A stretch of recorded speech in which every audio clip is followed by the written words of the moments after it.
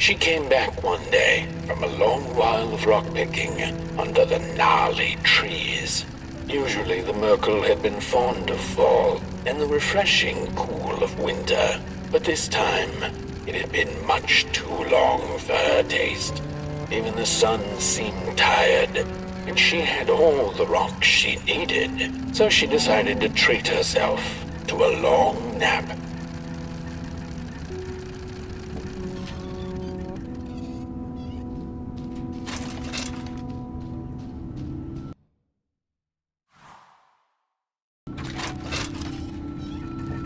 The Merkel dreamt many dreams of the mysterious moon and the critters living within its craters, and of the ocean and its deep secrets known only to the sea creatures and the corals, and of the twinkling stars that had so much to tell, but they were too far away to be heard. All of it intertwined in a colorful tapestry.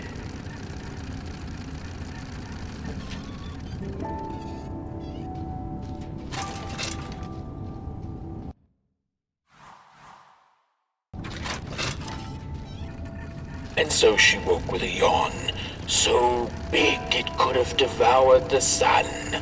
She had slept for just about a decade. A decent nap by Merkel standards. She smacked her dry lips, looking forward to what the new dawn had to offer as she left her lair and went out into the cool night. "Wait a minute," she exclaimed. "Night?"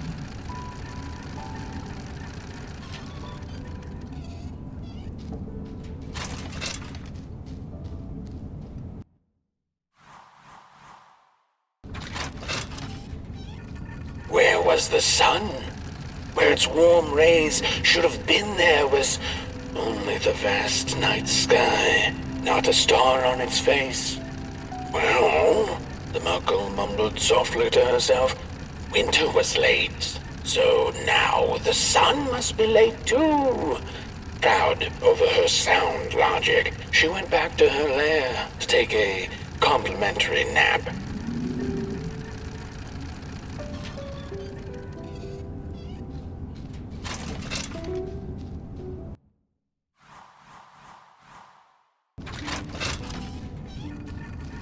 The Merkel had taken a nap that had lasted 2 decades. Now that counts as oversleeping even by Merkel standards. She had awoken anxiously this time, feeling misplaced and confused.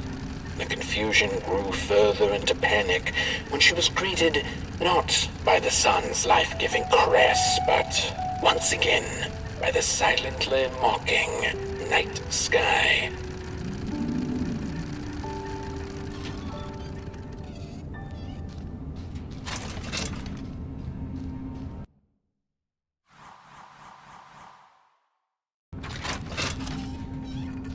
There was one star out that night, and it glowed a cold red. "Who took the sun away?" the Merkel asked it. But it was too distant, so she could not hear its reply if it had one. The Merkel had never felt so empty and alone. Lost in quiet despair, she managed to open up to the winds and followed their gentle push south down the midnight walk and to the Darklands.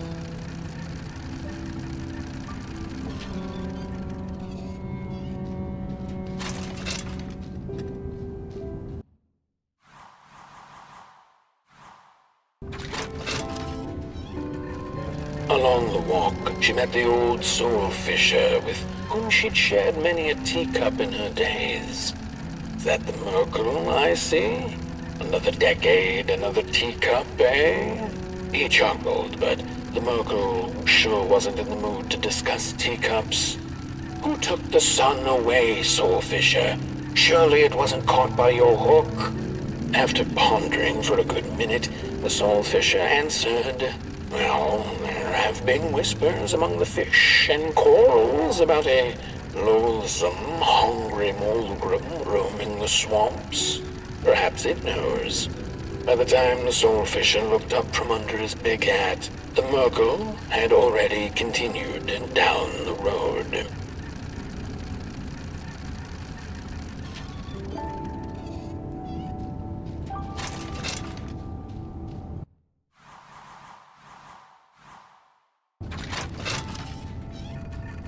After a long while of following oversized snail-like tracks in the mud, trudging deeper and deeper into the mushroom-ridden swamps, the Merkle heard a harrowing howl. Up on a hill stood a looming figure, dark and still in the quiet of the night. Lo and behold, the Mulgrim, she thought to herself in slack-jawed awe. She greeted the creature with a quivering voice and, unable to restrain herself, asked, "Do you know who took the sun away?"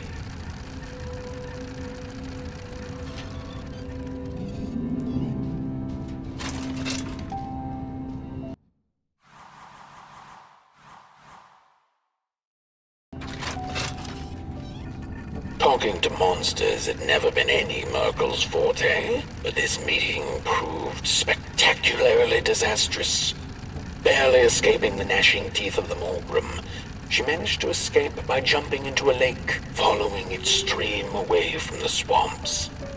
Although the Mulgrim was far behind her, she could still hear its melancholy howl.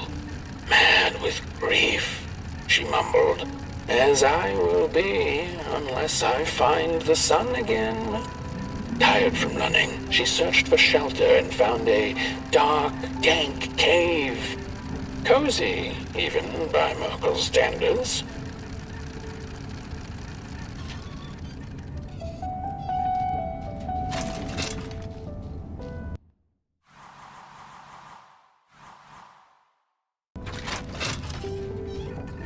The wind blew cold in the cave, its whispers strangely soothing to the Merkle.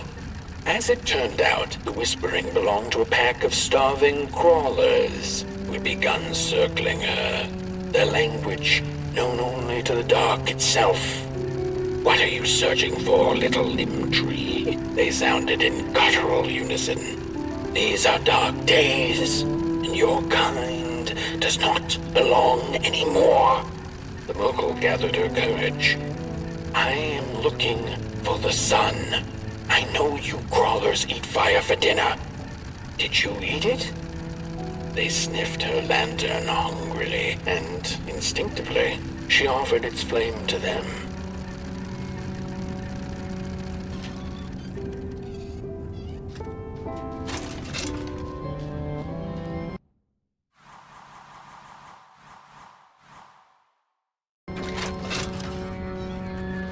The crawlers cackled like mad chickens.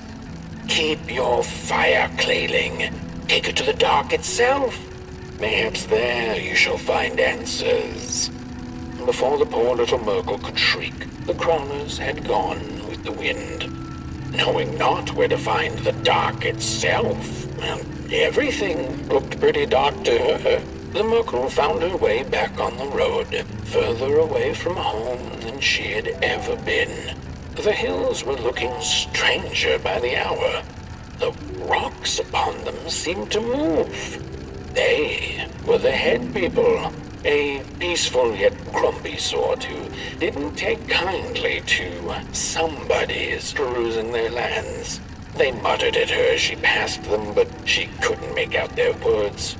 "What's that, little headlings? Are you saying you know who took the sun away?" But the heads only grunted and rolled away, back to the safety of their huts.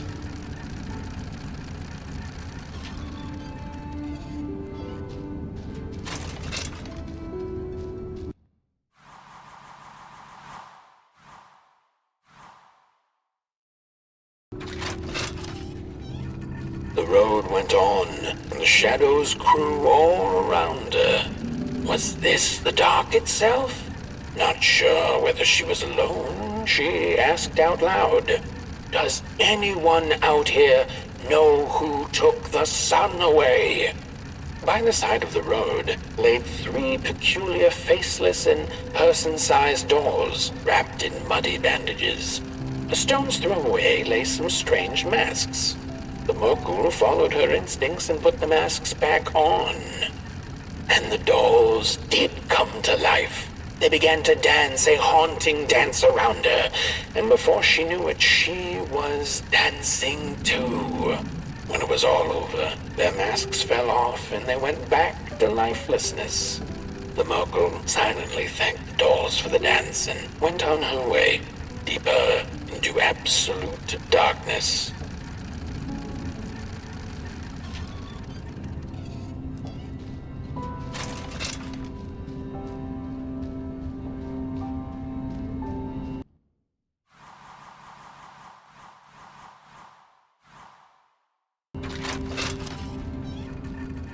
Before she knew it, the little Merkle, lost and tired, came to stand before the dark itself with a burning question clenched in her fist.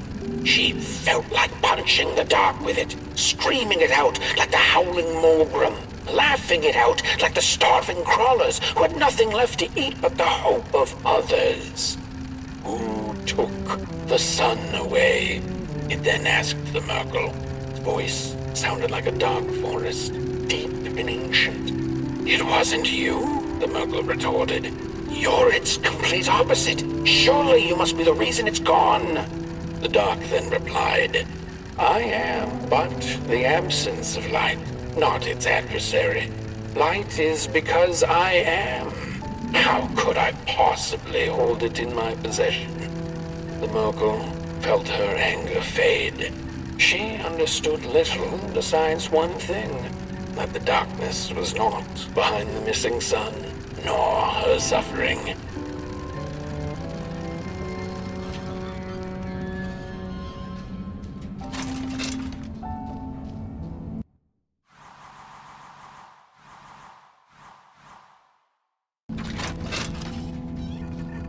Had her journey been for naught? Would she ever feel the rays of the sun again? Bask in their glory, pick rocks on a cloudy summer's day? The Merkle was alone in her questions, but then again she wasn't. The dark held her in a blanket of nothingness that was cold and warm at the same time. So, she sniffed, what do I do now? To which the dark itself replied, you don't have to do anything. She took an hour's nap then and there, the blink of an eye by Merkle standards, and then she began the journey back home, which seemed much shorter now than it had before.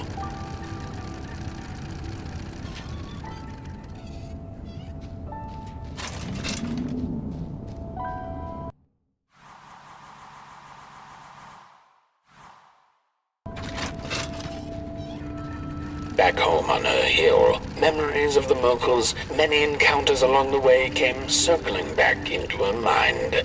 None of her new acquaintances had been able to answer her burning question, but they hadn't been a waste of time either. She knew not if the sun would return tomorrow, in another decade, century, or never. She knew now, however, that she didn't need to know. She had the dark, and in it, anything seemed possible. So busy with her search for answers, ever since she'd left home, she'd completely forgotten to look up. The stars twinkled in the night sky, and there were so many, and they kept her good company. If only a little rock-picking Merkle could know that the seemingly tiny stars were in fact thousands upon thousands of suns. The end.